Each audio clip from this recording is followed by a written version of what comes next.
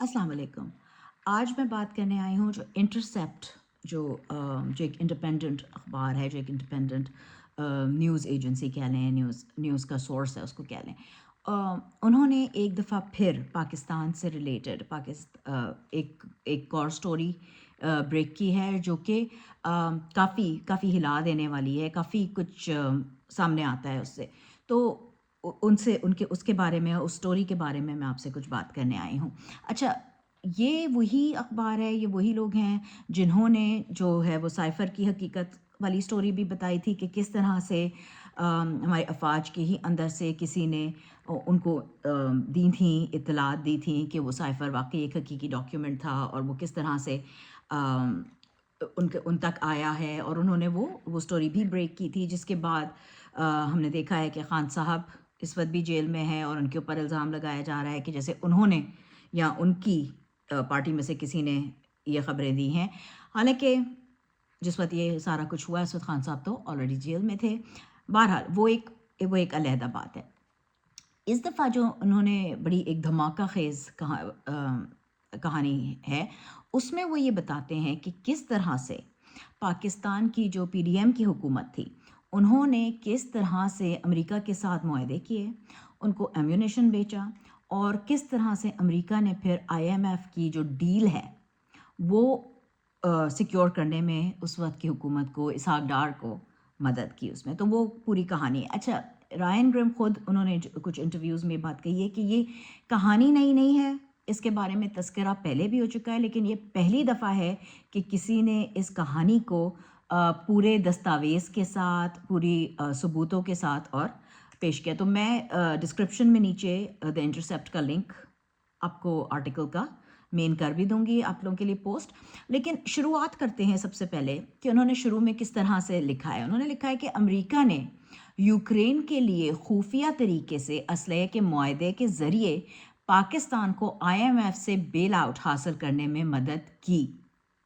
लेकिन दस्तावेज़ात सामने आ गए हैं कि अमेरिका ने किस तरह से कर्ज़ लेने के लिए पाकिस्तानी फ़ौज को इंतखाबात इस तरह से उनको कर्ज़ दिलवा दिया पाकिस्तान को कि जो इंतखाबात हैं उनको फिर वो मुलतवी कर दिया जा सके।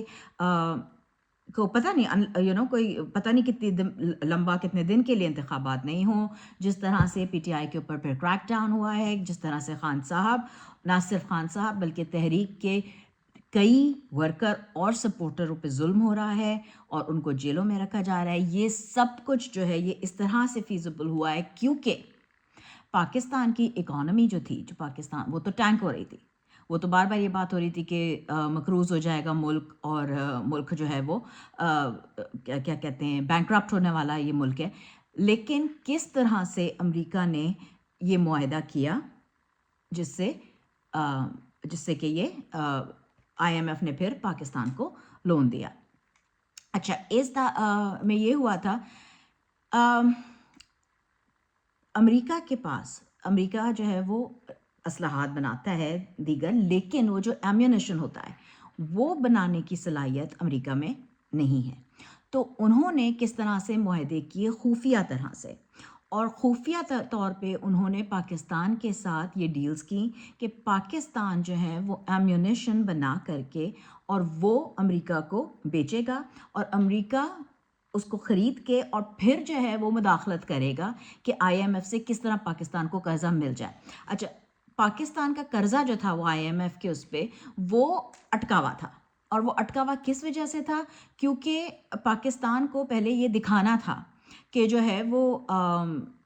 जो कुछ दीगर ममालिक हैं जैसे कि चीन है या दूसरे गल्फ़ के जो ख़लीज के ममालिक हैं वो हैं, या ख़ुद अमेरिका, वो भी कुछ ना कुछ इन्वेस्टमेंट्स कर रहे हैं। तो इतना एक कुछ इनको रकम दिखानी थी जिसके बाद वो डील जो है वो आईएमएफ के साथ होनी थी। लेकिन ये हुआ कि उसके बरक्स ये जो मीटिंग्स थी ये इन लोगों की शुरू हो गई थी। ये पिछले साल ही शुरू हो चुकी थी बल्कि, और उसके नतीजे में अमेरिका ने पाकिस्तान से ये एम्यूनेशन ख़रीदा, और फिर उसके बाद उनको, पाकिस्तान को वो पैसे, वो रकम मिली जिससे कि फिर उन्होंने आईएमएफ को दिखाया, और फिर उन्होंने वो وہ بیل آؤٹ کی، وہ اس قسم کے معاہدے کیے جس کی وجہ سے آج پاکستان میں مزید انفلیشن ہے، اتنی زیادہ مہنگائی ہے. آپ نے دیکھ لیا ہے کہ پیٹرول کی، ڈیزل کی قیمتیں کہاں پہنچ گئی ہیں، بجلی کے بل کس طرح سے بڑھتے چلے جا رہے ہیں لوگوں کے. تو یہ سارا کچھ جو ہے وہ آئی ایم ایف کی ڈیل سے ہے. اچھا، آئی ایم ایف کا یہ بھی ہے کہ وہ جب ڈیل کرتے ہیں کسی بھی ملک کے ساتھ، تو وہ کیونکہ ان کی شرائط اکثر بہت زیادہ کڑی ہوتی ہیں، جیسے کہ ہم نے یہ دیکھا، تو وہ اس وجہ سے کوشش یہی کرتے ہیں کہ کسی بھی ملک کی جو ایک الیکٹڈ، جو منتخب حکومت ہوتی ہے، وہ ان کے ساتھ معاہدے کرتے ہیں، کیونکہ ظاہر ہے جو مشکل فیصلے لینے ہوتے ہیں وہ پھر وہ ایسی حکومت لے سکتی ہے جن کے پاس جمہور کا مینڈیٹ ہو، جو کہ پچھلی حکومت کے پاس بھی نہیں تھا اور ابھی بھی نہیں. تو اس وجہ سے ان کو مداخلت کرنی پڑ گئی تھی. اور آپ لوگوں نے دیکھا بھی ہوگا کہ اس کے باوجود آئی ایم ایف جو تھی وہ فائنل ڈیل سائن کرنے سے پہلے عمران خان کے پاس گئے تھے، کیونکہ اگر یہ بات دنیا جانتی ہے کہ آج بھی صاف شفاف الیکشن ہوتے ہیں تو عمران خان صاحب ہی کی جیت ہونی ہے. اچھا، بالکل، میں جیسے کہ میں نے کہا کہ میں آپ کو بتا دوں گی کہ کس طرح سے ہے، آرٹیکل میں آپ کے لیے لنک بھی کر دوں گی، لیکن کچھ چھوٹی چھوٹی سی باتیں ہیں. سب سے پہلے میں آپ کو یہ بتا دوں کہ جو انٹرسیپٹ نے انویسٹیگیشن اپنی بتائی ہے، اس میں جو اس وقت کے پاکستان کے ایمبیسڈر ہیں مسعود خان صاحب، انہوں نے اسسٹنٹ سیکرٹری، جی ہاں ایک دفعہ پھر ہم بات کریں گے، ڈونلڈ لو صاحب کی، ان کے ساتھ واشنگٹن ڈی سی میں ملاقات کی ہے. اور انہوں نے جو ہے وہ بات کی ہے کہ کس طرح سے اگر ہم اس طرح آرمز اینڈ ایمیونیشن بیچیں تو وہ